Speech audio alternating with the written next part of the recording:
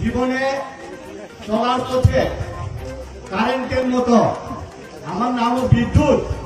রাজনীতির জীবনেও অনেকবার লোডশেডিং হয়েছে। জীবনে চলার পথে কারেন্টের মতো আমার নামও বিদ্যুৎ। রাজনীতির জীবনেও অনেকবার লোডশেডিং হয়েছে। লোডশেডিং হওয়ার পর গতকাল আবার মাননীয় আমাদের সভাপতি এবং মুখ্যমন্ত্রীর মাধ্যমে আবার তারটা জয়েন হলো বিজেপিতে। আর লোডশেডিং হবে না মনে হয়। হাই ভোল্টেজ হাই পাওয়ার হবে। 2023-এ বিজেপি সরকার গড়বে এ আশা। কারণ তুমি সাইমানো জীবনী চলার পথে বুড়াই করিল আশার খাইল, আবার করিল আবার উঠিল, আবার উঠবো আর করবেন না।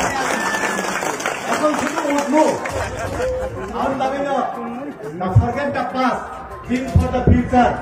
আগে পগৈ খাঙৈ বুঝ কাঙৈ চৌথানি খাইয় এই ত্রিপুরা রাজ্যেও সিপিএম কংগ্রেস টাইপ জীবনে টুবিয়া জাত খাইয় ফাইনাই সালব গোबां এমপি বুথ মানয় সরকার গঠন হবে নাকি হবে না নো প্রশ্ন। তাই কোনো প্রশ্ন করি আজকে শুধু একটা মন্ডলের মাধ্যমে যে জনজমায়েত মন্ডছড়া যে জনজমায়েত আমাদের এখানে শুধু রাজ্যের চেহারা দেখে মাননীয় আমাদের সভাপতি ডিস্ট্রিক্ট প্রেসিডেন্ট আমার দাদা মাননীয় আমাদের পূর্ব ত্রিপুরার সাংসদ আমার মনে হয় দিল্লিতে পার্লামেন্টে সবচেয়ে শর্ট এবং হাই পাওয়ার অ্যাটম বোমের মধ্যে এমপি উনি ছিলেন বোধহয়।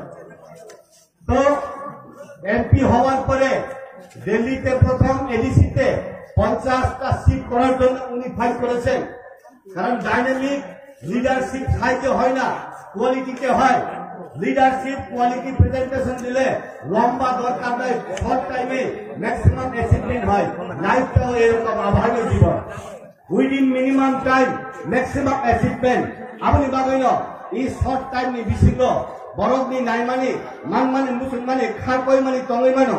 কিন্তু ফাইনাল সাল অর ত্রিপুরা রাজ্য যে ডেভেলপমেন্ট অংশা ভিলেজ কমিটি মি আপ টু বিধানসভা পর্যন্ত যে ডেভেলপমেন্ট নি